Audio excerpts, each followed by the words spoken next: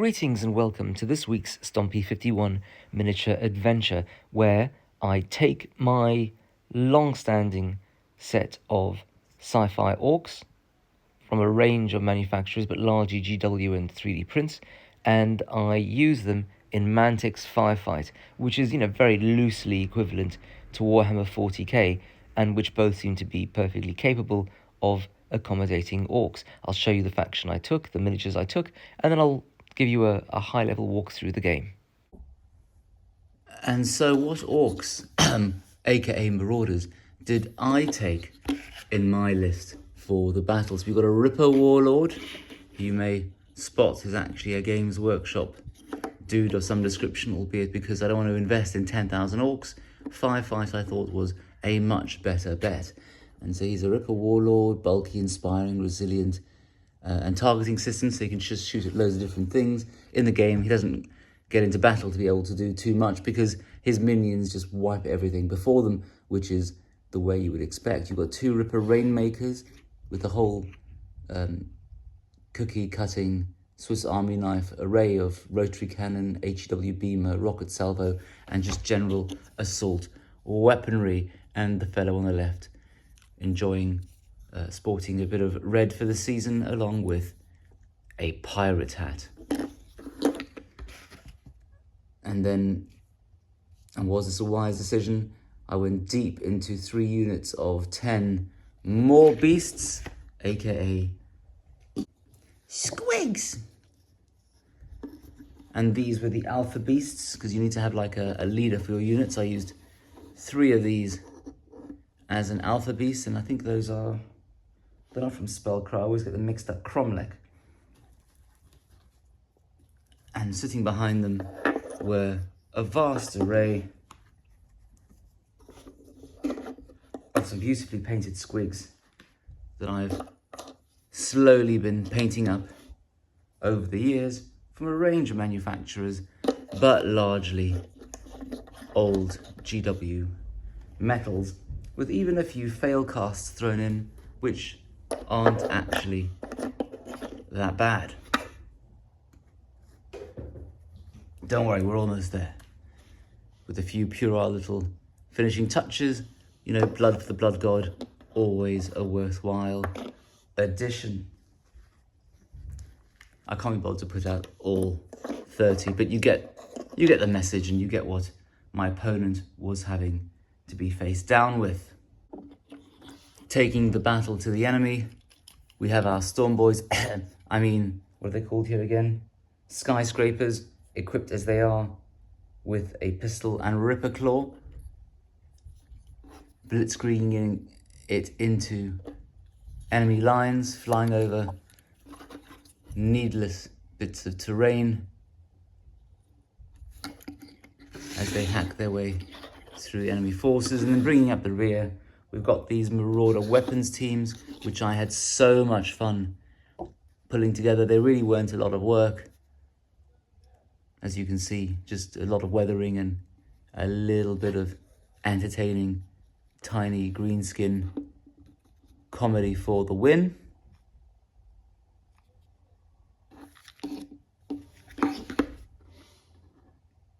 Then we have a Hulk with an HEW beamer, just walking around, making big holes in big things, which is what he was born to do.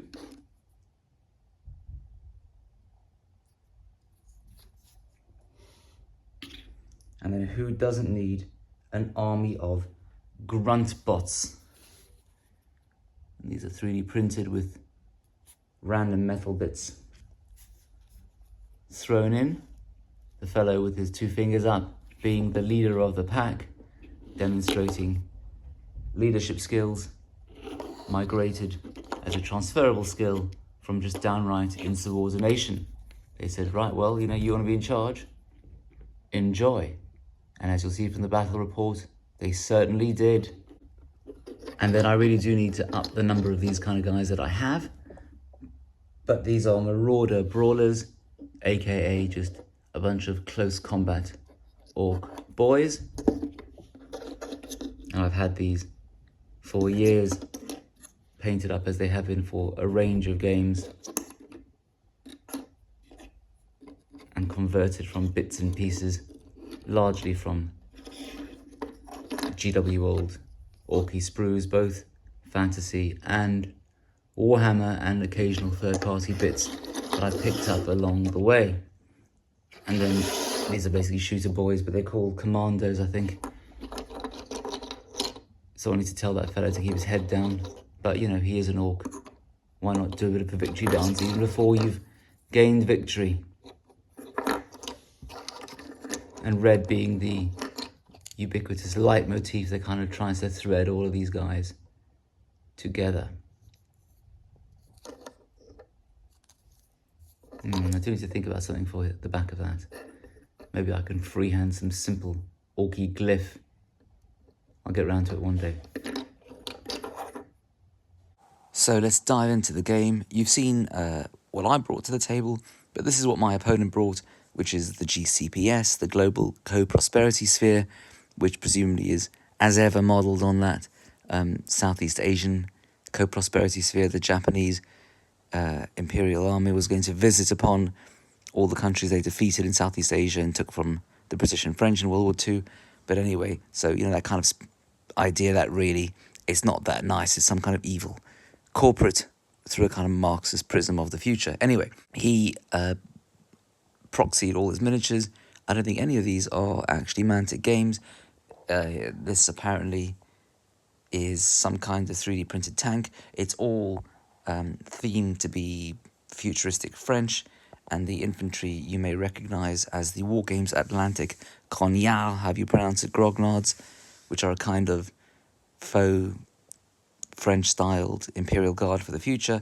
So loads of infantry, a tank, loads of these weapons platforms, not sure what they are, heavy machine guns and mortars, and there's more over there on the left, and then and then snipers. A lot of characters to give some kind of leadership buff, and on the right is some kind of weak-ish armoured personnel carrier.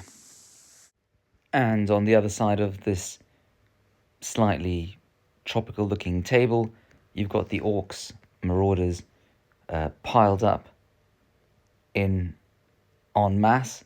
I was a bit worried there was going to be what I call Agincourt syndrome, you know, where you've got just so many troops piled together that none of them can really get into battle properly. It rains and then they get peppered to death by enemy archers. But anyway, so you can see on the flank on the left there, facing his armed personnel carrier, we've got the Grot stunt bot, and then the waves of squigs, aka more beasts, are all lined up there. The boss perhaps skulking as per Mork's desires amongst the trees, because I was a bit worried he'd just get shot by something long range. And then the orc boys and the Marauder weapons platforms kind of hanging at the back again, because I don't want them to get taken out too soon. More orcs and more squigs. And then, of course, the skyscrapers are waiting avidly with the scout rule, I think, to kind of rush forward and cause mayhem. Which is exactly what they do, because I was just a bit fearful that these snipers would start taking out the better quality bits of kit that I had, and so the skyscrapers flew in and massacred large numbers of them, and they had to kind of flee. In the first turn, my Grot stunt bot with his HEW cannon put a chunky bit of damage into that armoured personnel carrier you can see in the bottom right. This is the second turn where I was about to walk over the grunt bot to put a second big hole into the armoured personnel carrier, and I just thought the right thing to do was, when whoever was in that armoured personnel carrier had to leap out because the armoured personnel carrier was gone, that I would then charge in the squigs. Which is exactly what I did, and those poor Frenchmen never stood a chance, albeit my opponent did mention to me that he'd been painting these quite late at night and wasn't really concentrating, and he realised, having painted them, that fleur-de-lis aside, he'd given them Russian shields, and he wasn't trying to make any kind of political comment. Either way, it didn't help the boys in the kepis they were turned into squig meat. The skyscrapers then ran around causing mayhem amongst the GCPS rear and all of those weapons platforms, but then it got to a point where my opponent thought and stated, I just need to kill those guys, don't I? And he did. -1 to hit. Yeah. So the sixes, it's 12 shots, but it's like rapid fire something. Wait, how many shots? Oh no, that's only in the end phase. My bad. 4, but there's no other. At which point I was getting a bit big for my boots because I was really just demolishing him, and I thought I would charge these squigs against an entrenched bunch of infantry, and they did blaze away, where I think you double, I think, how many shots you get, and you need to roll 8s on a D8, and they got a lot of hits. All that damage you can see at the bottom of the picture, those all being dead, and then the 3 squiggies left decided they'd had enough of charging against an entrenched bunch of infantry and ran away.